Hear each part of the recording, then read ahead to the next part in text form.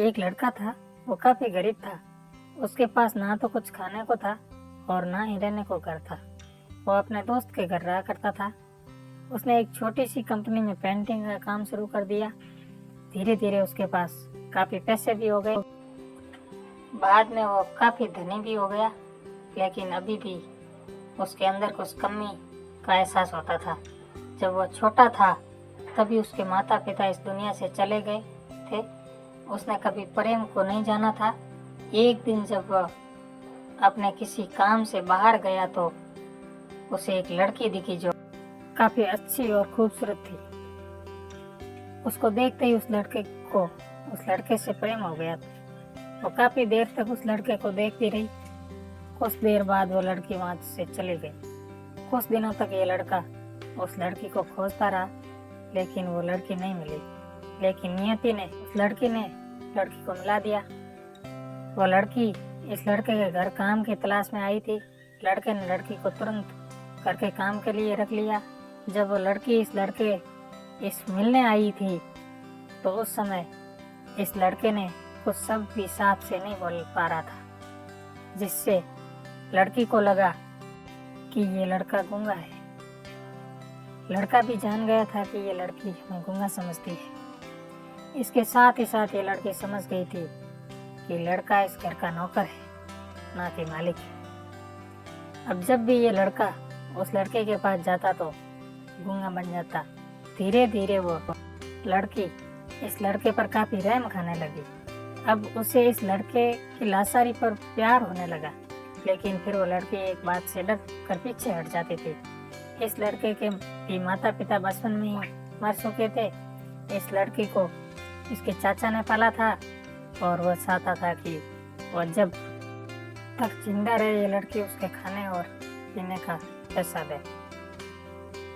लड़की का प्रेम हद से भी बाहर जाने लगा। लड़के के खांसी पर भी वो लड़की दौड़े उस लड़के के पास पहुंच जाती थी। अब लड़का भी समझ गया था कि इस लड़की को मुझसे प्रेम हो गया है।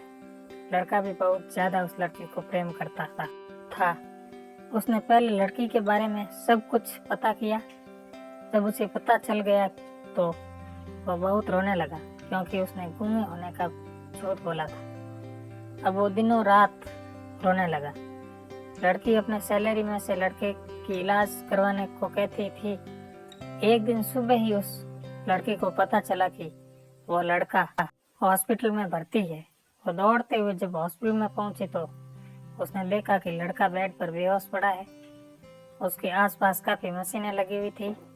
जब लड़की डॉक्टर के पास पहुंची तो वहां पर डॉक्टर ने उसे बताया कि लड़का अब बोल नहीं सकता। उसने अपनी जीभ काटने की कोशिश की है। इसका साथ ही उस डॉक्टर ने उस लड़की को एक पत्र दिया। उस पत्र में लिखा था, मैं एक काफी धनी लड़का हूँ। जिस घर में तुम काम करती हो उस घर का मालिक मैं ही हूँ, लेकिन इसके साथ ही मैंने तुमसे एक बहुत बड़ा झूठ बोला है कि मैं एक गूंगा हूँ। अब इस झूठ का प्रायश्चित करने के लिए मैं ऐसा काम करने जा रहा हूँ।